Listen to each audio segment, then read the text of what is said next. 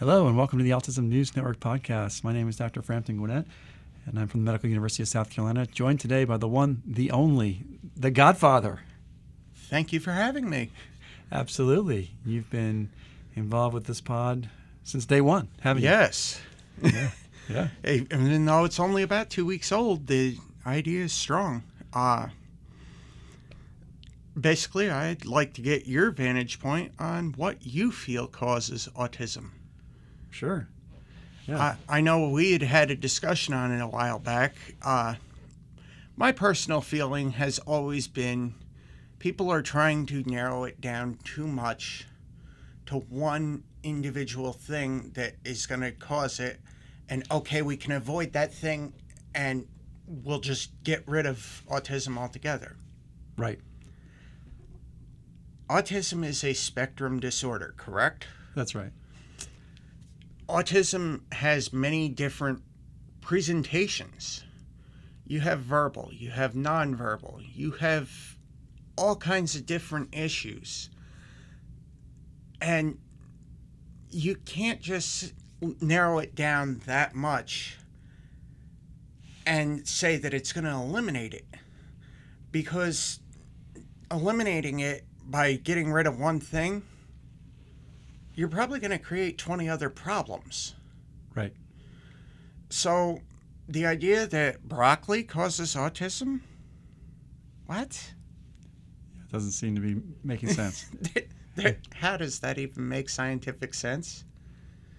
One of the other crazy ones that I've seen, I have seen so many online that make me literally go, where did you even think of this from?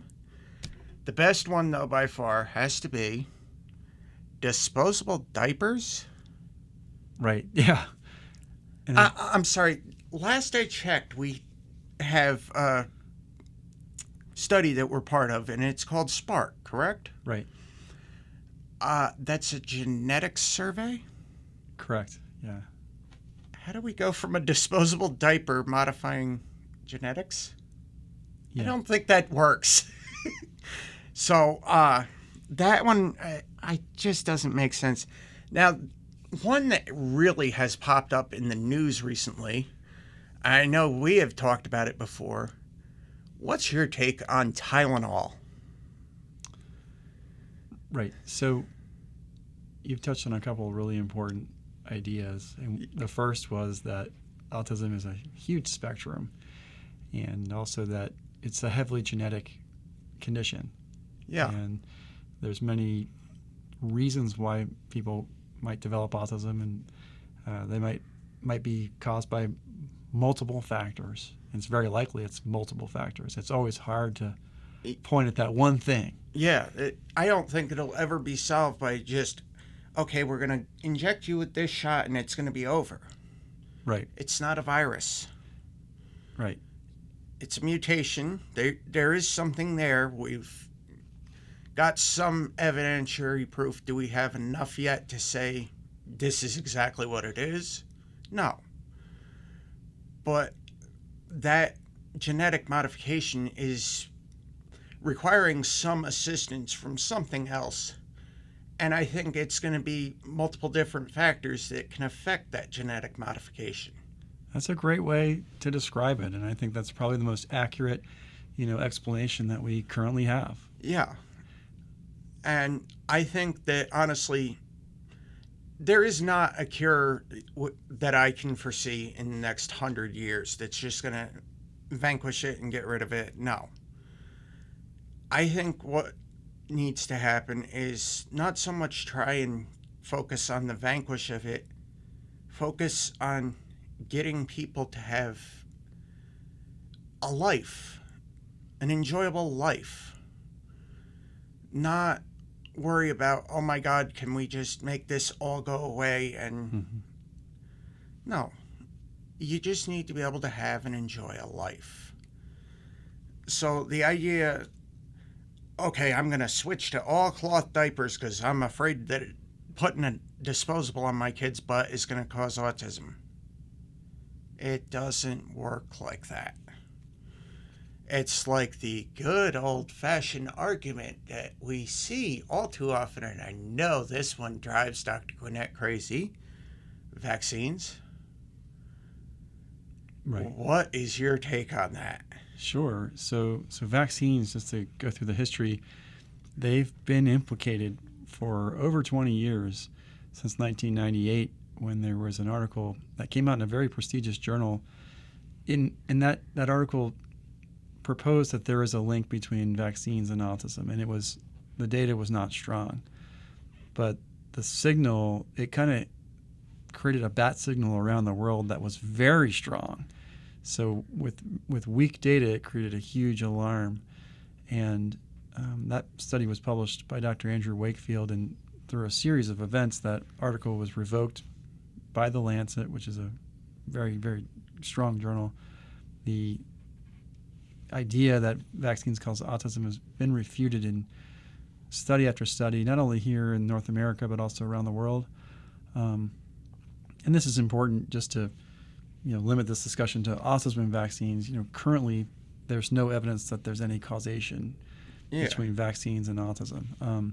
I will say that despite that evidence, the belief that vaccines could cause autism persists very strongly out there in the world. Yeah, even among medical personnel. Yeah, and I think unfortunately it's also causing other problems, because now we're seeing reappearances of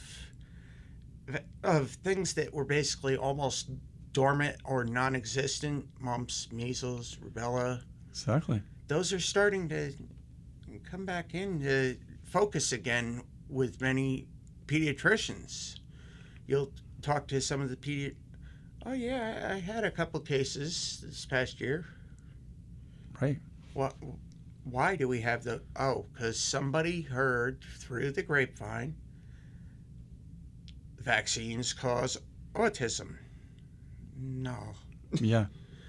The funniest one I have of all, I hate discussing COVID, so pardon my French, but I had a friend who asked me when I went and posted that I had gotten the vaccine for COVID, so is this going to reverse your autism? Wow. Oh, my Lord, no. Yeah. That's not how it works at all. Yeah, the immune system is extremely complicated, and it's unclear what the link is between our immune system and autism, if any. Yeah.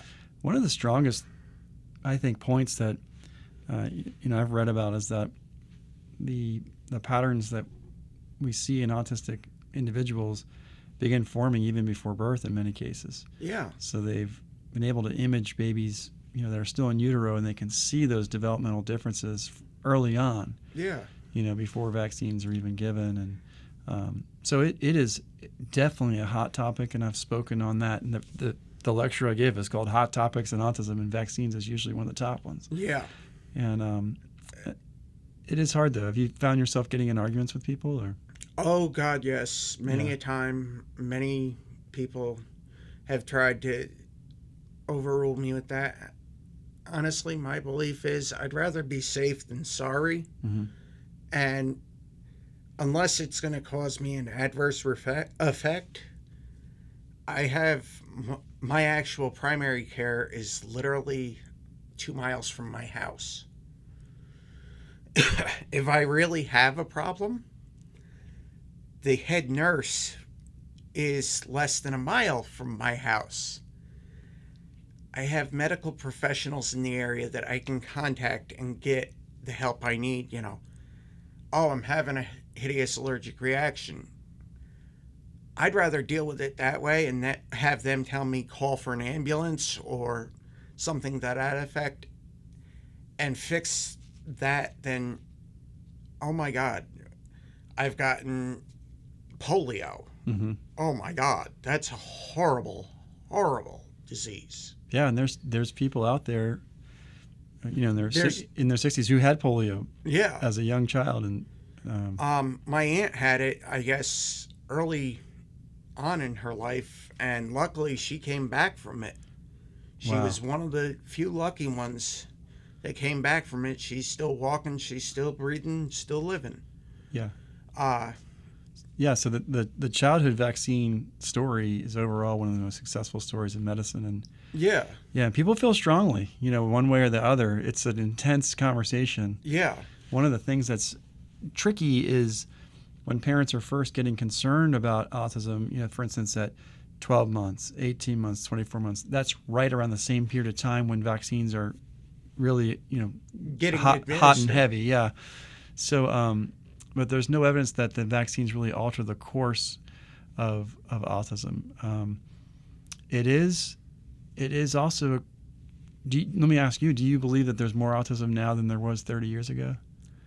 I don't know that there is more. I think it's showing up finally more because we're finally getting more doctors aware. Mm-hmm.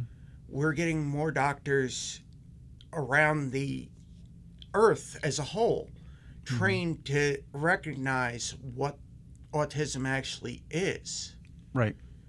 And it's getting noted earlier and earlier on, and we're actually getting better results with that because we have early intervention programs, like the seminar you and I recently attended. Mm-hmm. There was a group there called Little Expressions, Mm-hmm. and they did a huge talk on this advancement of technology for nonverbal autistics. There's actually 3 or 4 very famous autistics that I've seen on Facebook. Trying to think of the name of the one page. It's something Cooper. Anyways, he's a very nice young man, but he's nonverbal. Mm-hmm. But he's able to talk using a pad. Wow. Using like an augmented communication. His mom came down the morning of her birthday, and she got to sob out of her eyes because the first thing he said on his iPad, on his speaking pad, was, "Good morning, Mom, happy birthday." Wow. That's so cool. That's just such an awesome change because 40, 50 years ago, we didn't have iPads, we didn't have speaking pads or any of these other pieces of technology where a kid can click on a couple of things on a screen and it'll speak for them. Yeah.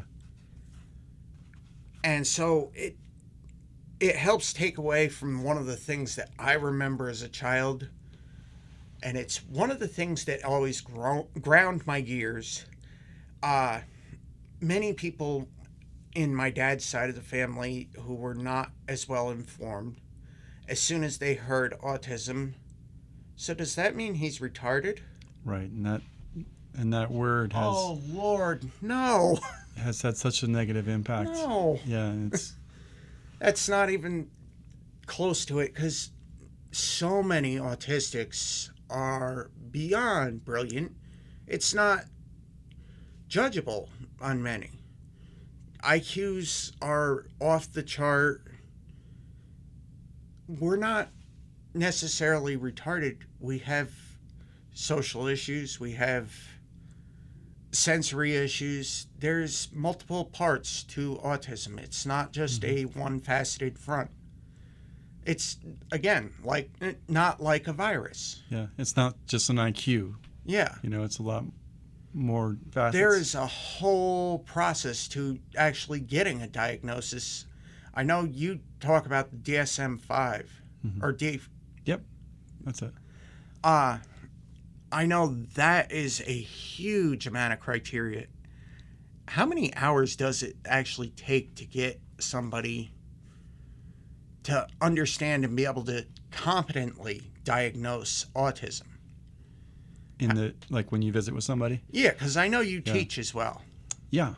So since autism is a spectrum, there's essentially, in my mind, 3 general categories of patients who come into an autism clinic, where it's like one group, it might be pretty obvious that they have autism, that their symptoms are pretty severe, that they have significant social communication deficits, that they might have repetitive behaviors that can make it pretty clear that they have autism. And then there's another second group where it's not so clear and it needs a lot of investigation, usually something like 3 to 5 hours, in a Supervised visiting. diagnostic clinic. You get that done.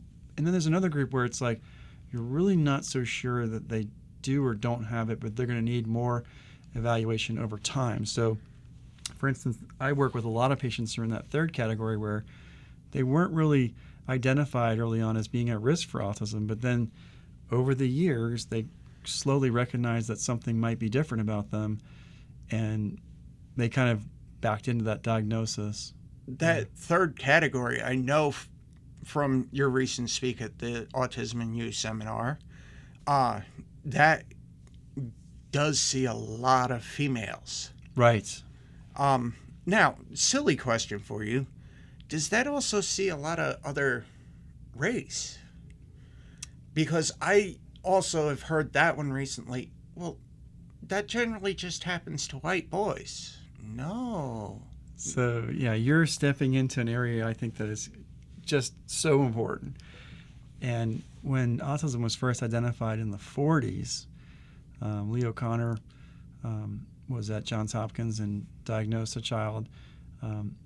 At that point, the criteria was based on, a small group of kids, mostly Caucasian males, and young. Blonde hair, blue eyes, white. Potentially, yeah. Yeah. And as we know, that's not a representation of the world. And so absolutely the criteria started in that one subset. And I think this speaks to why it's so important that when you talk about inclusion also for individuals of a diverse background to participate in research. So we shouldn't just do research on white males. Yeah. And we shouldn't exclude,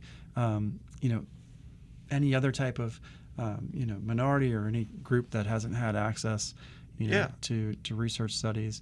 And at the same time, we need to be thinking about gender, right? Because you mentioned females. They were not part of that initial, group identified with autism. And so for the better part of 2/3 of a century, autism criteria has been for boys. And there really hasn't been an examination of what we call the female phenotype until pretty recently. And females can fly under the radar because they may have a little bit more protection through verbal skills or empathy.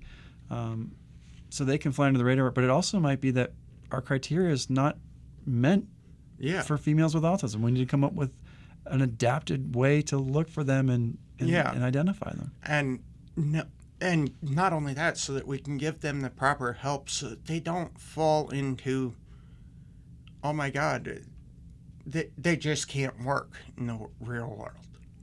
Right. They're just lazy. No, quite the opposite. As a matter of fact, one of the females from our group in the Autism News Network, yes, DQ, this goes out to you.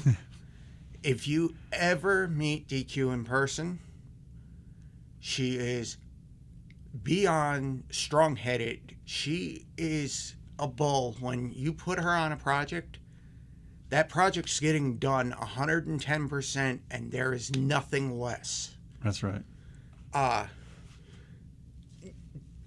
It's definitely not laziness, and that's why we need to see improvements in there, and why things like the Spark study is so important. Because, saying things like diapers, Oreos, broccoli, no, that's not going to fix the problem. The problem isn't really so much a problem, it's we need to look for small solutions to this overall problem. Yeah.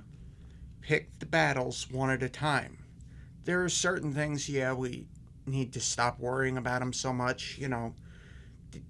The autistics that stim, as long as it's not, a stim where it's punching somebody repeatedly, stimming's fine. Matter of fact, I am from New York originally. One of the kids that I had in my special education class with me, his name was Chris. He had a stim where he would stand out in the yard face the sun and flap his hand over his Mm-hmm. head.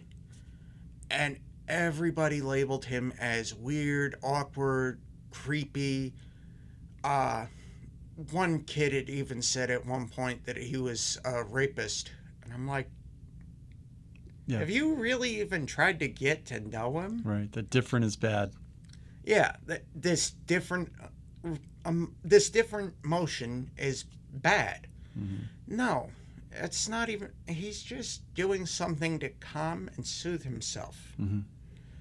And I actually got to know him really well. We went on the Washington, D.C. trip together, and him and I shared a room.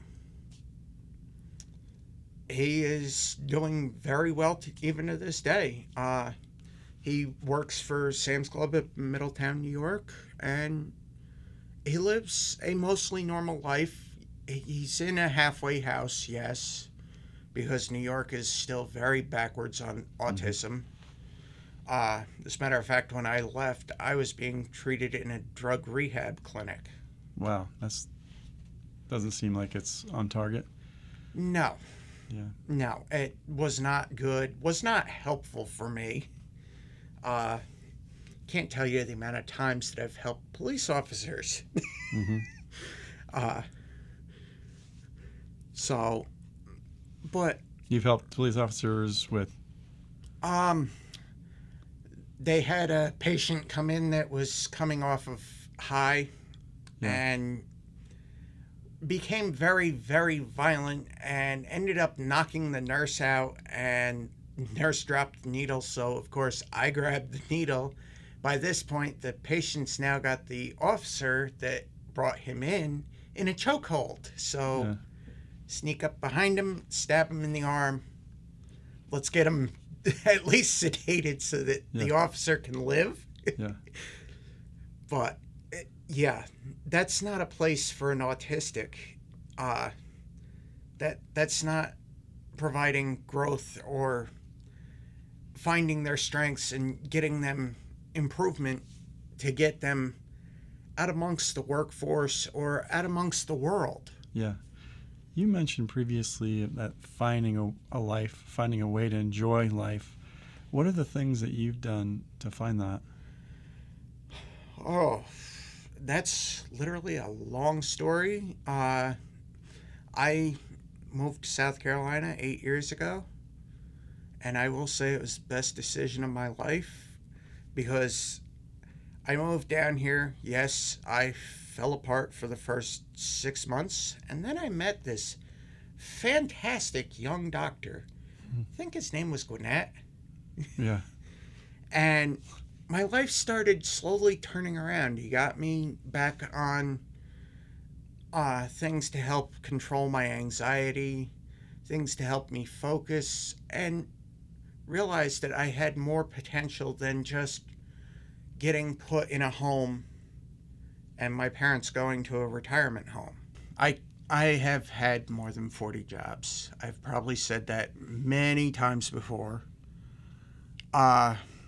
You'd start one and it just wouldn't work out. And Longest one I held was CarQuest Auto Parts. I held it for 5 years, and I'm honestly not sure how the heck I held it that long.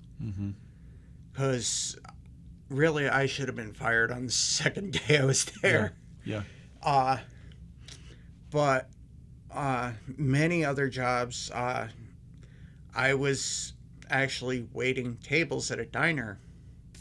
That lasted all of about 10 minutes. Oh, really? That's quick. Quick firing. Yeah. Or did you quit? It was a little bit of both. Yeah. I got a table full of CEOs for my first table. They placed their order for drinks. I went back, got their drinks, and came back to the table. And as many other autistics that are listening know this, klutziness, yeah, that generally runs with autism, doesn't it? Yeah, the coordination. Coordination is minus generally. Yeah. So, of course, walking back to the table, and I don't know whether I tripped or what happened. these 7 drinks for these 7 CEOs were now all over their Gucci, Oh, Armani suits. And I'm like, yikes. I turned to the head waitress and she said, I just took that. Just go. Just go. So I literally took the apron off and walked out the door. I'm leaving. Called my mom and I said, well, I lost that job. And she goes, do I even want to know what happened? I said, no.